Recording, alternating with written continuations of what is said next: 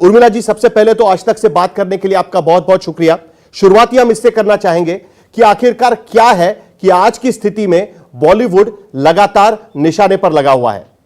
मुझे लगता है कहीं ना कहीं ये सारी चीजें बहुत अरसे से चल रही थी और मैंने बहुत अरसे तक अभी भी मुझे नहीं इसमें दिलचस्पी है कि मैं किसी पे टिप्पणी करूं, लेकिन कुछ ज्यादा ही हद से बाहर चीजें चली गई है और इसलिए मुझे ऐसे लगता है कि कुछ चीजों को स्पष्ट करना बहुत जरूरी है कि ये जो गलत फिल्म इंडस्ट्री के बारे में एक तरह का उस एक चित्र सामने लाया जा रहा है कि सब लोग ड्रग्स लेते हैं, एक ये ड्रग एडिक्ट से भरी हुई माफिया, ड्रग माफिया वगैरह वगैरह जैसे वर्ड्स जब सामने आते हैं तो जाहिर सी बात है फिल्म इंडस्ट्री से जुड़े हुए हर एक व्यक्ति को इसकी तकलीफ होगी।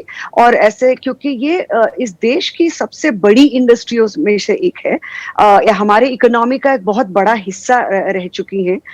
नहीं, लेकिन जिस तरीके से ड्रग्स का मामला निकल रहा है, क्या बुरा है कि अगर कोई ये कहता है कि फिल्म इंडस्ट्री में ड्रग्स घुस चुके हैं और उसको साफ सफाई होना जरूरी है। रवि किशन कह रहे हैं, जो सांसद है गोरखपुर से, वो कह रहे हैं कि मैं भी चाहता हूं कि फिल्म इंडस्ट्री ठीक रहे, मैं भी चाहता हूं कि फिल्म इंडस्ट्री का नाम अच्छा रहे और इसीलिए मैं ये बात कर रहा हूं। कंगना रनावत कह रही है कि ड्रग्स के मामले में उनके पास बहुत सारी जानकारी है, उन्हें ड्रग एडिक्ट बनाया गया था और इसके लिए वो भी चाहती है कि बॉलीवुड की साफ सफाई हो। तो इतनी बड़ी इंडस्ट्री की अगर साफ सफाई की बात कोई कर रहा है तो उसमें गलत क्या है?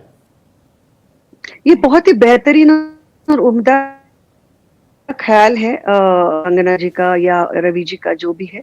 और ये तो मैं स्पष्ट रूप से मानती हूँ कि सिर्फ बॉलीवुड में ही क्यों, हमारे देश के सामने आज एक बहुत बड़ा चैलेंज है ड्रग्स का।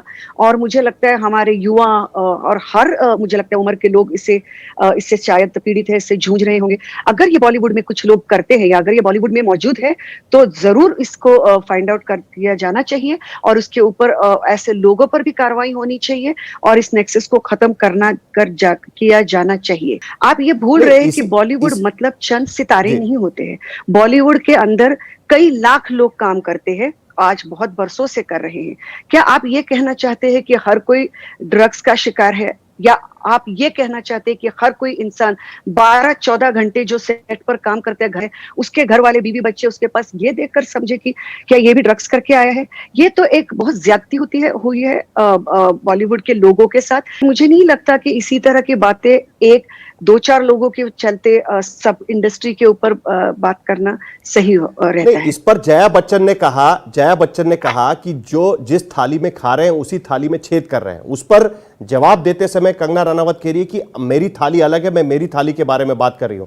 यह क्या चल रहा है? जया बच्चन, पहली बार हमने देखा कि जया बच्चन सामने आकर बॉलीवुड की के बारे में उनकी तरफ से पार्लियामेंट में बात कर रही है और दूसरी तरफ कंगना रनावत उनका निषेध कर रही है, उनके खिलाफ बयान दे रही है। रवि किशन भी उसके बारे में बयान दे रहे हैं। ये सब क्या चल रहा है? जिन जया बच्चन जी के बारे में कंगना ने बात की है, बहुत दुख की बात है कि उनके बारे में उन्होंने इस लहजे से, इस अंदाज में बात की है। वो बहुत ही बेहतरीन अदाकारा है और सबसे पहले तो वो इस देश की एक बहुत ही रिस्पेक्टेड अदाकारा होने के बावजूद, अपार्ट फ्रॉम दैट, वो एक सीनियर लेडी है फिल्म इंडस्ट्री की।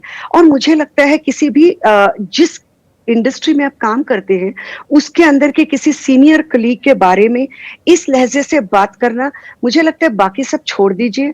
मुझे लगता है भारतीय संस्कृति के साथ नहीं जाता।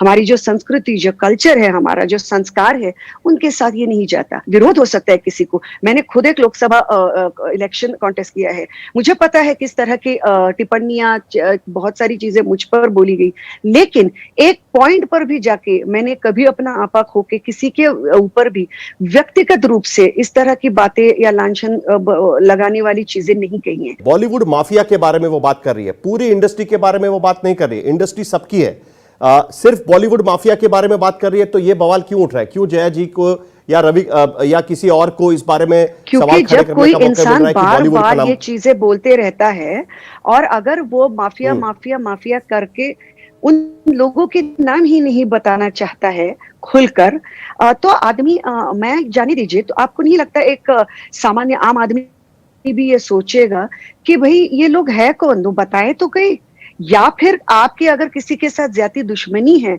उस दुश्मनी को आप कहीं ना कहीं इस प्लेटफॉर्म पे लाकर इस तरह से लोगों के सामने पेश करना चाहती है, तो एक वो आपकी पर्सनल फाइट हो जाती है। तो उसके लिए आप इस तरह पूरी इंडस्ट्री को बदनाम करना सही नहीं होता। तो मुझे लगता है इसके ऊपर बेहतर यही होगा कि जो लोग हैं जिनके नाम वो कहना चाह रही हैं, वो जरूर कहे और उनके ऊपर कार्रवाई जरूर हो। मुझे लगता है सबसे पहले उसके ऊपर थम्स अप देने वालों में से मैं पहले होंगी।